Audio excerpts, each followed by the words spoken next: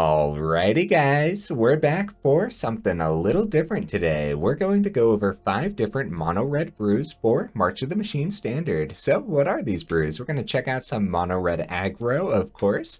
Got some mono red modified to check out, as well as some big red Chandra. Don't forget Etali Artifacts and some Urabrask Burn as well. Now, don't forget I have chapters on my videos with timestamps down in the description. And while you're down there, make sure you check out the Discord link and maybe even take a look at the join button if you're interested in becoming a channel member and supporting the channel that way. Okay, let's go ahead and check out the deck lists.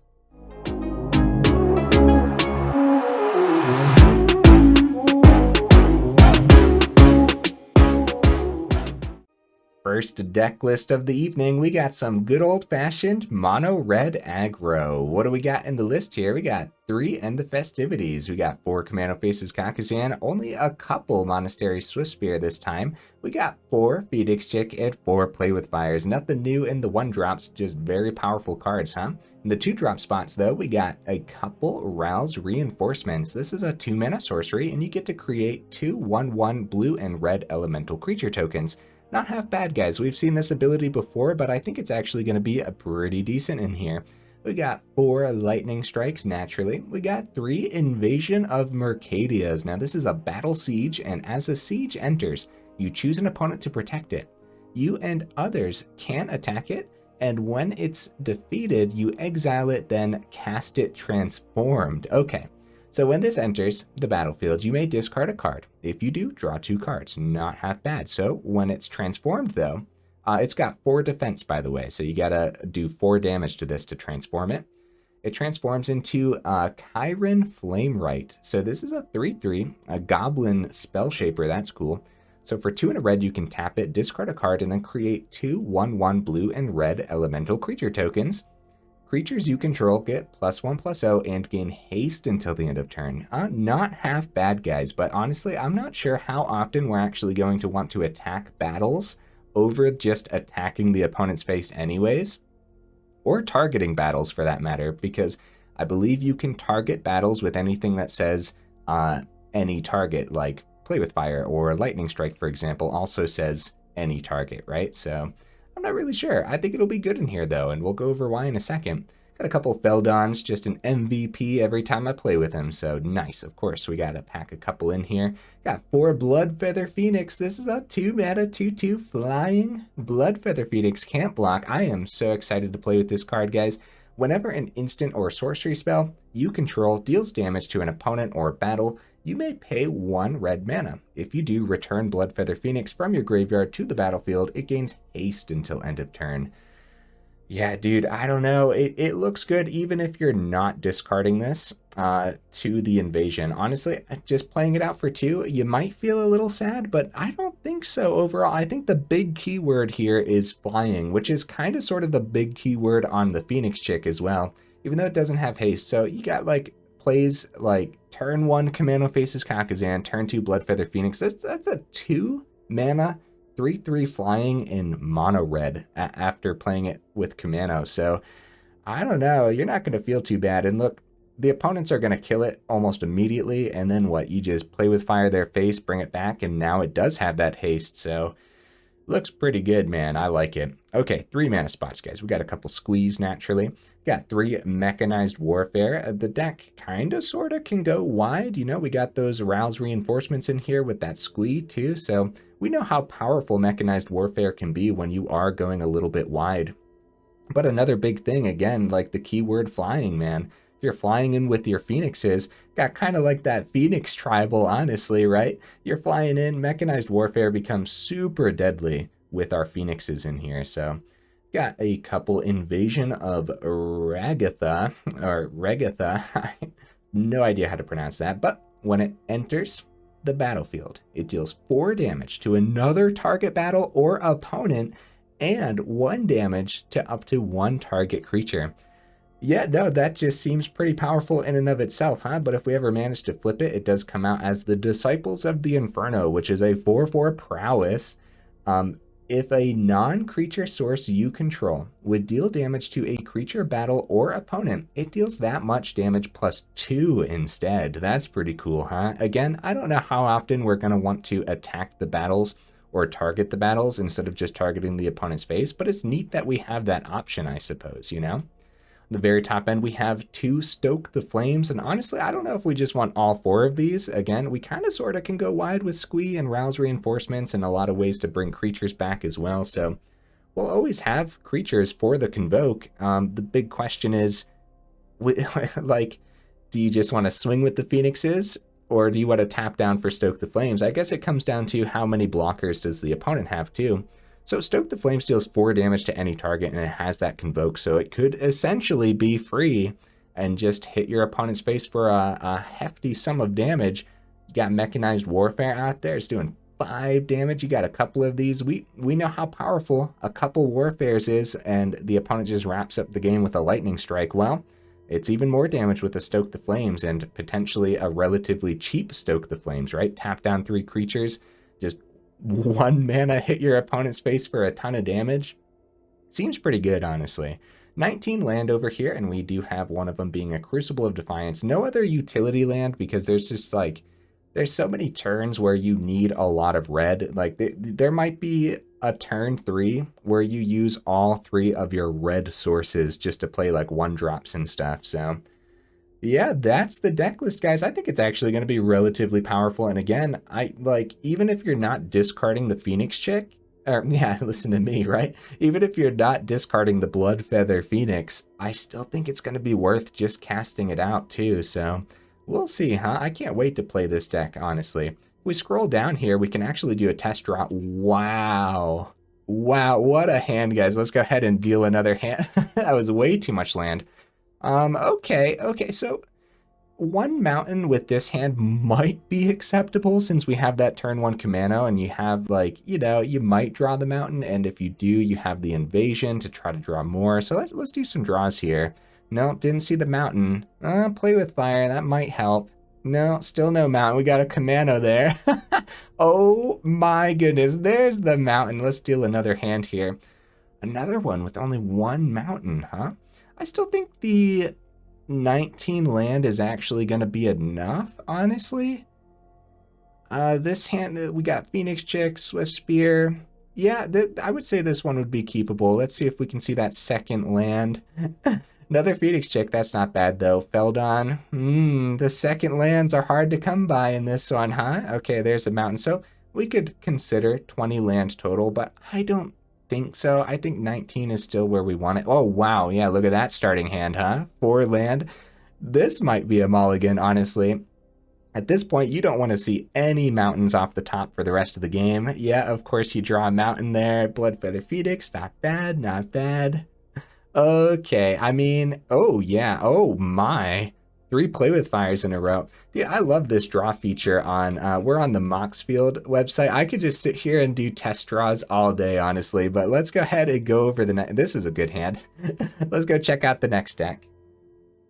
Second deck list of the evening, we got some Mono Red Modified. What do we got in the list? We got 4 Falcon Wrath Pit Fighters, an underplayed 1-drop in my opinion. This is a 1 mana, 2/1, and for 1 in a red, you can discard a card, sacrifice a vampire, draw 2 cards, activate only if an opponent lost life this turn. We have a small vampire theme in here, guys, mainly for the Pit Fighter, but also just because the vampires happen to work very nicely in this build. So we have 4 Kamano Faces Kakazan, of course, we got 4 Phoenix Chick, 3 Play with Fires, and a couple Shivon Devastators as well. This is going to work wonders in a deck with Modified, but also we can kind of sort of ramp in this deck. We'll go over that right now, actually. Axguard Artisan. This is a 2 mana 2/1, and whenever 1 or more +1/+1 counters are put onto Axguard Artisan for the first time each turn, create a treasure token. Yep, that's it. That actually seems really solid overall. Turn 1 Kamano, turn 2 Axguard Artisan is pretty disgusting because turn 3 you could go right into Raiju because this ramped you up already. So I don't know, man. We'll see. We have other cards to help us put +1/+1 counters onto the Artisan too. So now we have 4 Bloodthirsty Adversaries. Like I said, small vampire theme, huh? also can come out modified if you play this as a 5-drop too. So overall, Bloodthirsty Adversary has always been very powerful. Now we got 4 Kami's Flare as well, working with the modified theme. That extra 2 damage happens all the time, especially in a deck that plays Kamano Faces Kakazan anyways, so yep, it's going to be very powerful in here. 3-drop spot, guys. We got 4 Valdarin Thrill Seekers. This is a 3-mana 1/1. It's another vampire. Has backup too. So what is backup? When this creature enters the battlefield, put 2 +1/+1 counters on target creature. If that's another creature, it gains the following ability until the end of turn. And the following ability is you can pay 1 mana, sacrifice this creature. It deals damage equal to its power to any target. And then it's just a 1/1 overall. So you can, of course, put the +1/+1 counter onto the Thrill Seeker itself. So it just becomes a 3-mana 3/3 with that bottom ability, which isn't that bad, right? But what, of course, you want to do is pack this onto the Axguard Artisan. So there's insane lines of play, man. You can go turn 1 Kamano, turn 2 Axguard. This is a 3/2. You generate that treasure as well. So now you don't even need to see the 3rd mana. You just needed the 2 mana next turn. Thrill Seeker. If you had the 3rd mana, of course, play like a Phoenix Chick or something too, right? So you got the Thrill Seeker down. You back up 2 onto the Axguard. More counters. You get another treasure token. Now you can attack in with that Artisan. At that point, this is a 5/4 Dwarf Artificer, which is freaking awesome, guys. Hopefully that gets through at that point as well. The Kamano flipped, so you're swinging in with that as well. You get all that damage through. You use that treasure token for that bottom ability on the Thrill Seeker. Sacrifice Axguard Artisan and deal 5 damage to any target, which of course you're smacking the opponent's face at that point. That just seems kind of insane to me. And I don't know like how often that's going to happen, but it feels like it would happen pretty often, right? So got a couple Volt Charge in here. It's got that Proliferate. I think that's going to work nicely. But overall, I've been trying to add Volt Charge into different builds, and it's been a little bit too slow. But in a deck with Bloodthirsty Adversary, I actually think it's going to work out nicely.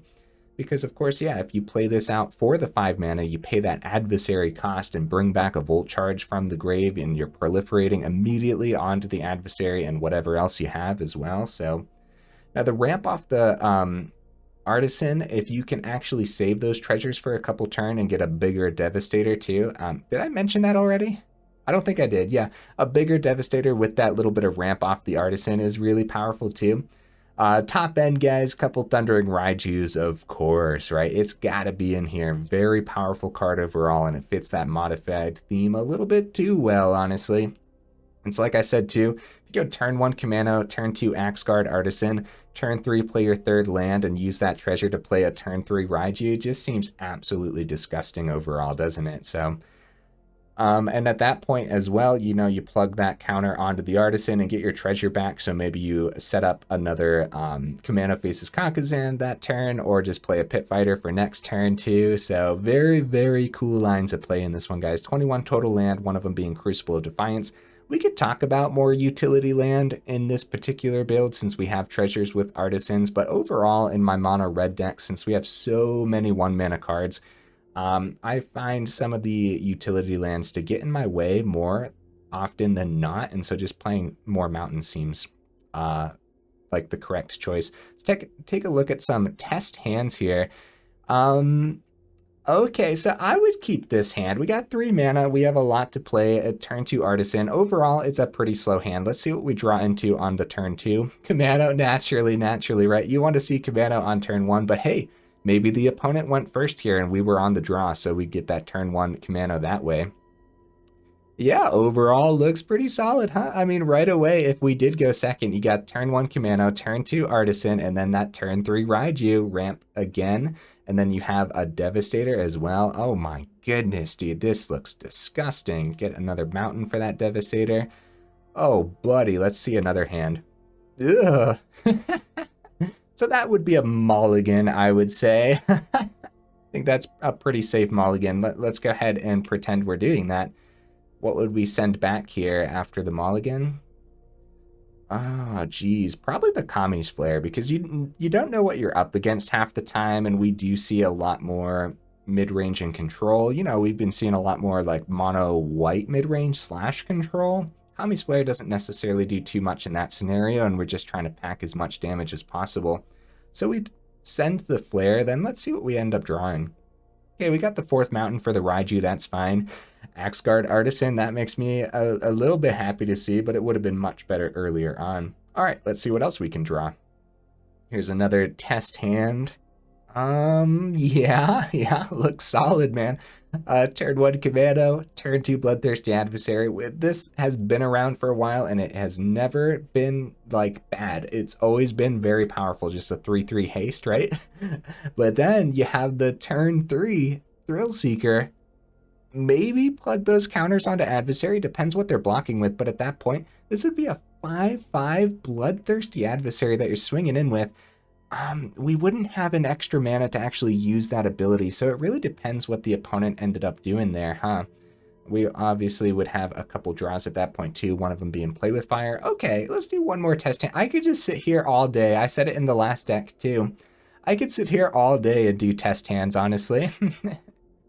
Yeah, this doesn't look like a bad one. Turn 1 Pit Fighter, turn 2 Pit Fighter, keep Play with Fire open, but let's see what we would draw there for the turn 2. A mountain. Okay, we got 4 for the Raiju. Ooh, okay.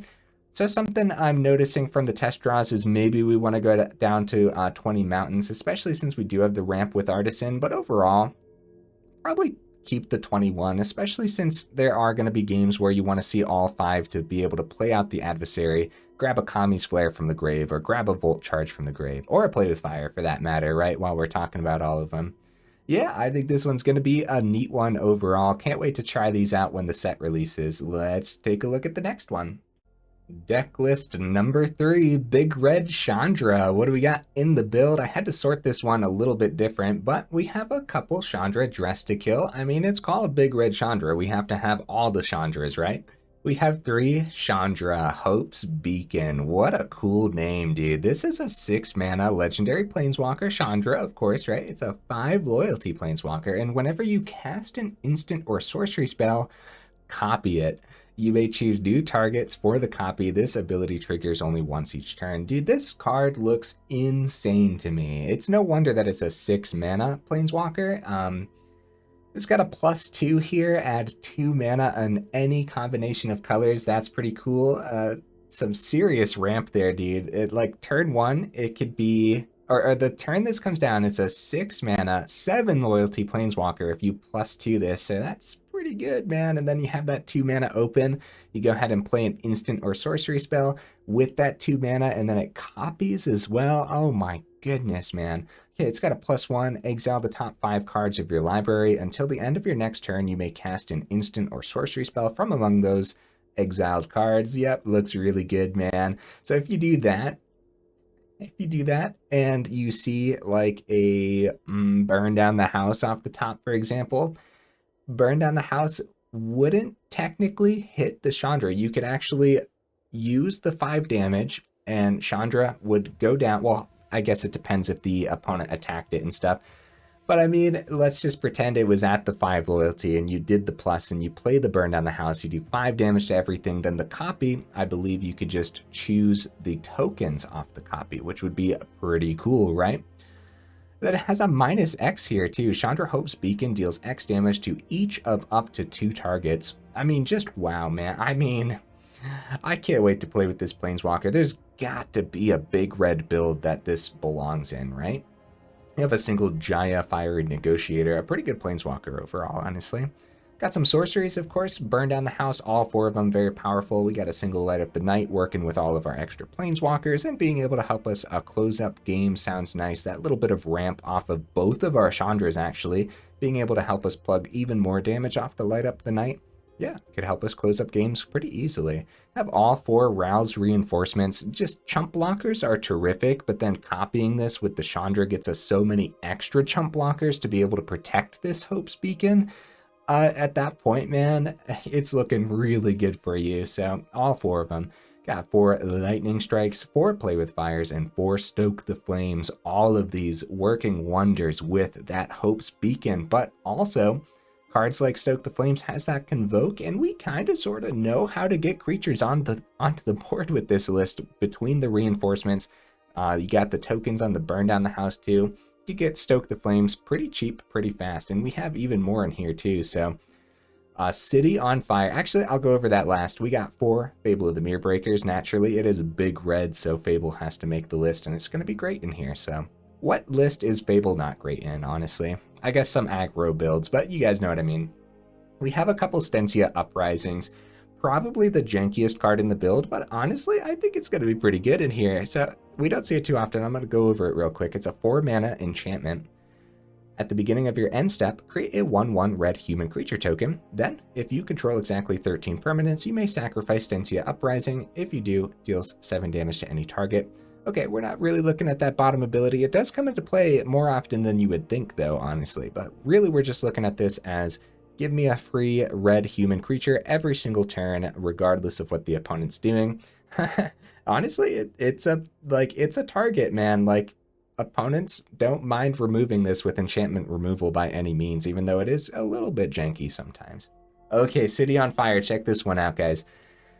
8 mana. It's got triple red up there. It's an enchantment. It has Convoke, which is awesome.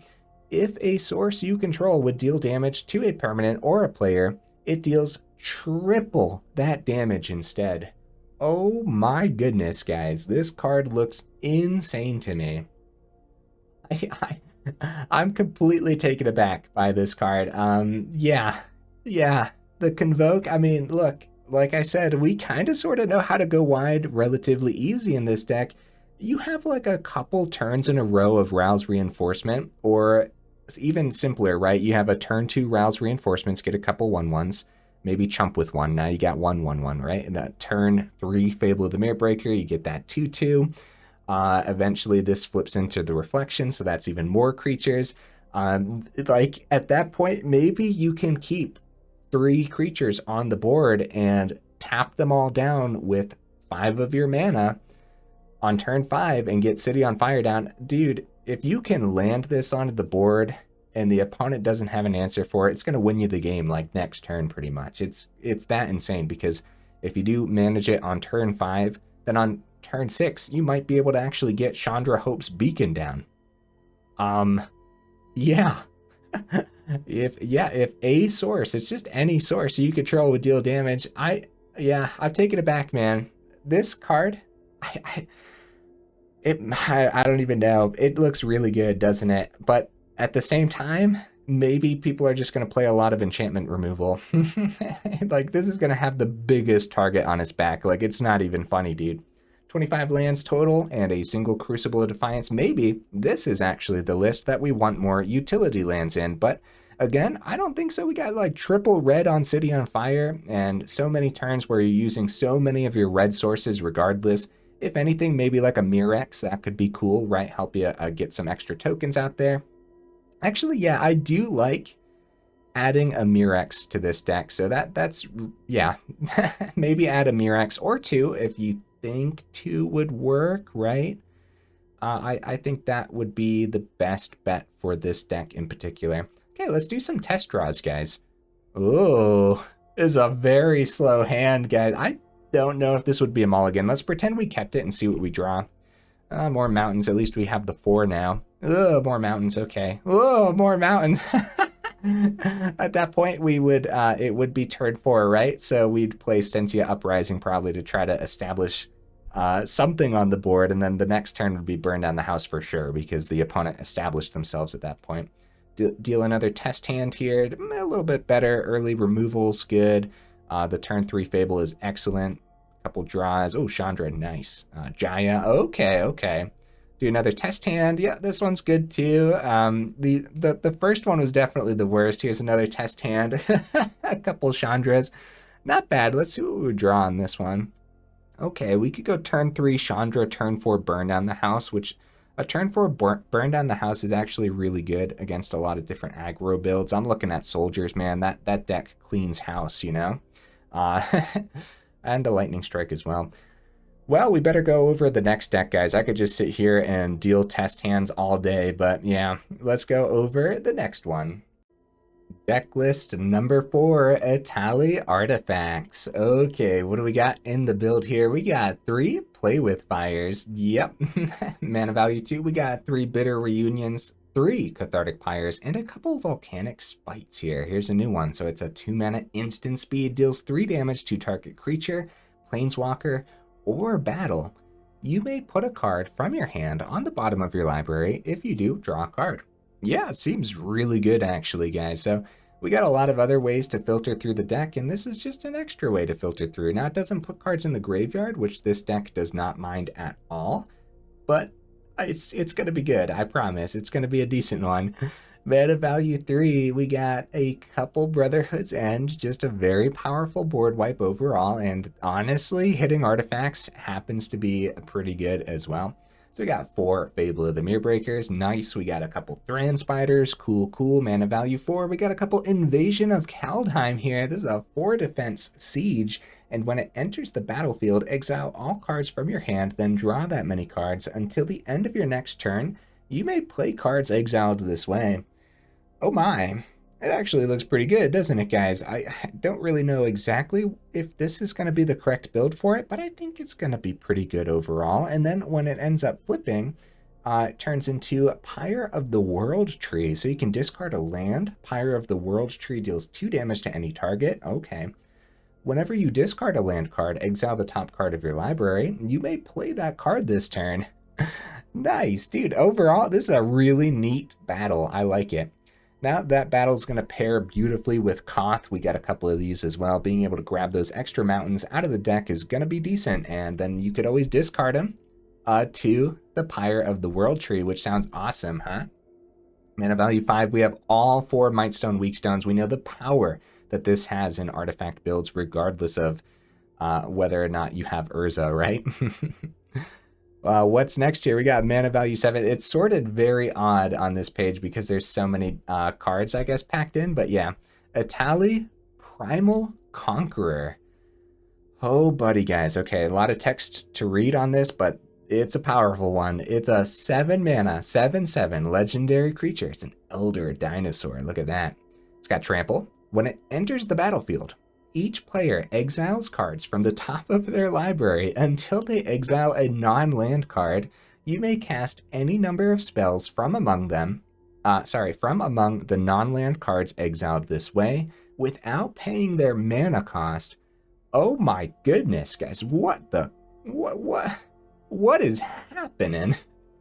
This card looks ridiculous to ramp into with like anything. I thought about a treasure ramp for this. We just recently did a treasure ramp video into Atraxa. I don't know, man. We ramped really fast in that deck. Like we had relatively consistent turn for Atraxa, and I think Etali looks kind of more insane. I'm not really sure, but hitting 2 cards, just being able to play them without paying their mana cost, dude, I don't even know. Oh, okay, anyways, 9 and a green Phyrexian mana. You can transform this. Transforms into an 11/11 trample indestructible.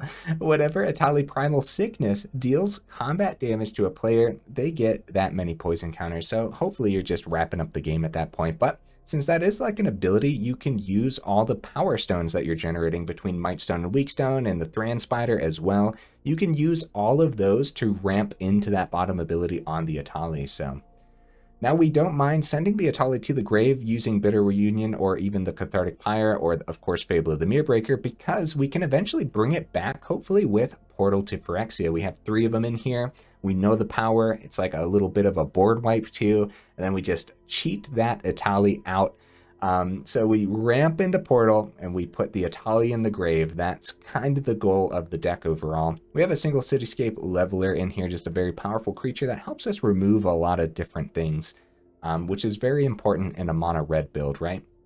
26 total land, one of them being a Roadside Reliquary. Since we do have some enchantments in here, let's go ahead and sort this by type real quick. So obviously a lot of artifacts between the Thran Spider, the Cityscape Leveler, and the 7 artifacts here as well. Where are my enchantments? Yeah, Bitter Reunion and Fable of the Mirror Breaker. So 7 enchantments. I think the Roadside Reliquary is going to hit 2 cards often, honestly. So, of course, one of them is a Crucible of Defiance too. Let's go down, check out some test draws real quick. Here's the first one. Okay, no, this is a good hand, guys. We got the early removal, and it's most likely just a turn 2 Bitter Reunion, and probably, well, let's see. If we draw here, we probably want to keep the Brotherhood's End. I could see ditching one of the land to the Bitter Reunion to draw 2. What would we draw on those 2 then? See, more land, that's good too. See, ditching one of the land could be a little sketchy because you want to get to Mightstone and Weakstone as soon as possible, but having all this extra stuff would have been much better to have the Etali early on to ditch to the Bitter Reunion since we had the Portal to Phyrexia in hand, right? Check out the next hand. This would probably be a mulligan. Yeah, if we had 2 mana, it would definitely be a keep. Let's pretend we kept it just to see how risky that would have been. Oh, see, no land. Oh, there we go. Turn 3, we would have seen the second one into the Bitter Reunion. And then we probably would have sent the... Probably would have sent, like, the Thran Spider and drawn 2 off the Bitter Reunion. Ah, see, no third mana. So that definitely would have been a mulligan then. So let's deal another one. One more. Okay, all right. I would keep this mainly because of the Brotherhood's End. So the opponent's establishing themselves for the first couple turns, then you just Brotherhood's End and hopefully hit everything, right? At that point, you've drawn a couple times too. Yeah, the Fable, maybe it was a turn 3 Fable, depending on what the opponent was playing as well. So overall, guys, I think this deck is going to be super powerful. I'm so excited to play with Etali. if it wasn't obvious, I think this card is very powerful, but we'll see, right? You never know what turns standard meta is going to take. Like, I never know. I could never guess. And half the time I'm like, oh man, this card looks so powerful. And then it never sees play, right? Or it sees play a lot later, right? Like, I loved Feldon so much, and it didn't see any play when it first came out. So maybe, I don't know, honestly, Primal Conqueror, it might be the most powerful card we went over today. I have no idea, though. I really, really don't. And there's other decks that help you get Etali onto the board. Like, of course, there's ramp builds, and there's Portal to Phyrexia builds. But what about, like, the Invoke Justice builds and stuff? Do they still just want Atraxa? Yeah, probably, honestly. But I don't know. I'm excited to try out Etali one way or the other, even if it's not as strong as I'm thinking it is, right? Let's go ahead and check out the last deck list of the evening. Last but not least, Urabrask Burn. What do we got in the list here? Ooh, let's go ahead and sort this by mana value, actually. There we go. Got 4 End the Festivities. Nice. We got 4 Play with Fire. I mean, it is a burn deck after all. Got a couple of Vindictive Flamestokers. Card we don't get to see too often, so I'm going to go over it real quick. It's a 1 mana 1/2, and whenever you cast a non-creature spell, put an oil counter on Vindictive Flamestoker. And then for 6 and a red, you can sacrifice Vindictive Flamestoker, discard your hand, then draw 4 cards. However, it costs 1 less to activate for each oil counter on Vindictive Flamestoker. I think this is going to be a great hand to keep your hand, a great way to keep your hand stocked overall. And I think it can be relatively cheap. I think you'll be using this ability at around 4 mana usually, sometimes 3 mana, sometimes even less if you got really lucky overall. But yeah, I think it's going to be a good one in here. So, mana value 2 cards, we got a single Burning Sun's Fury. Keep your eye on this card, guys, because honestly, maybe it should have been in a couple of these other builds. It's a 2 mana, instant speed, Convoke, and then up to 2 target creatures get +2/+0 and gain haste until end of turn. It's mainly in this particular build because of the Convoke. Being able to maybe spend 0 mana on the Burning Sun's Fury could be really, really good in an Urabrask build. Of course, we have to still go over Urabrask, but we will in just a second. Yeah, keep your eye on this one, guys. I'm not really sure where it belongs just yet, but I do see it being relatively good. Just a 1-of in this one, though. So we got 4 Lightning Strike, naturally. I do like setting the... Oh, yeah, I do like setting it to the most recent print of the card, though.